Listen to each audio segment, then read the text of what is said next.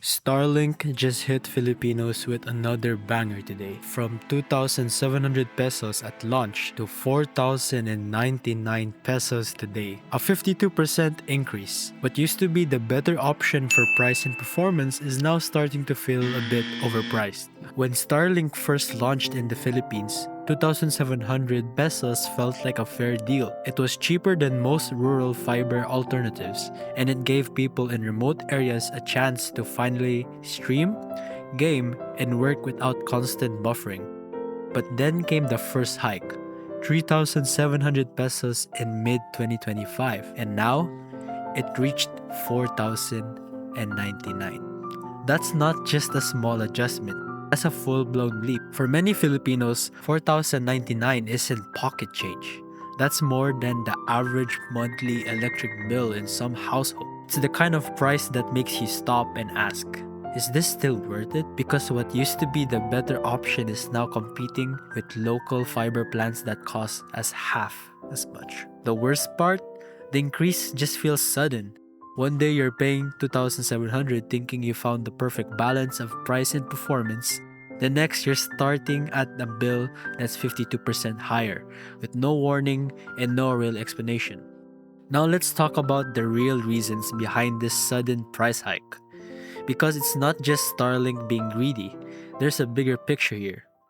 SpaceX has launched two more batches of Starlink satellites, one yesterday from Cali and another this Every single satellite that Starlink sends into orbit costs millions of dollars.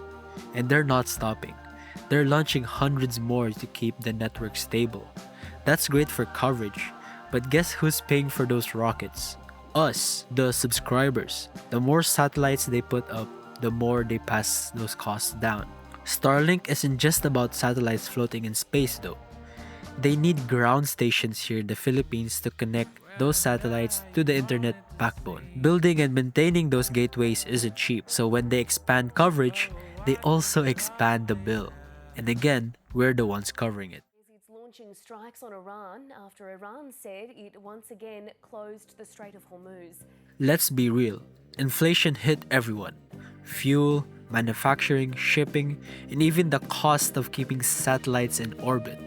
Starlink operates globally, so when the costs rise in the US or Europe, it trickles down here too.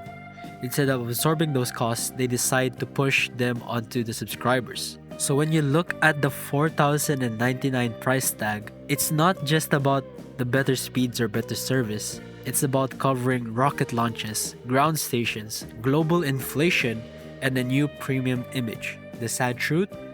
Filipinos who joined early thinking this was a cheaper alternative are now stuck paying for Elon Musk's space ambitions.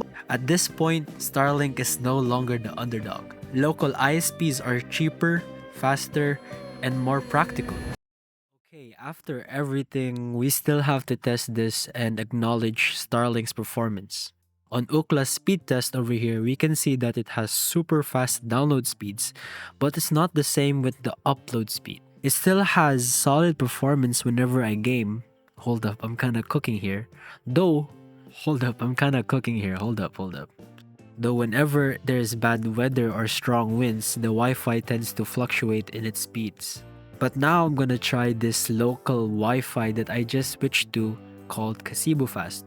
If you're wondering why not PLDT, Globe, or coverage, it's because I live in the province of Bohol. Bohol. Barely any coverage from those companies from where I live. One of the reasons why we used Starlink back then. But I have to say the performance of the download and upload speeds on this Wi-Fi is kinda consistent with each other and fairly fast itself. In games, not bad ping, and I notice it's consistent compared to Starlink's Wi-Fi where I sometimes get Wi-Fi stutters. Also, uploading 4K video on my new Wi-Fi is way faster than when I was with Starlink. 28 minutes. While on Starlink, it took like almost an hour to upload 10 minutes of edited 4K footage. I love Starlink when it was 2,700 pesos. It felt like a revolution. But now, it feels like I'm paying for Elon Musk's rocket fuel. That's why I'm moving to local Wi-Fi brand. Because at the end of the day, value matters more than hype.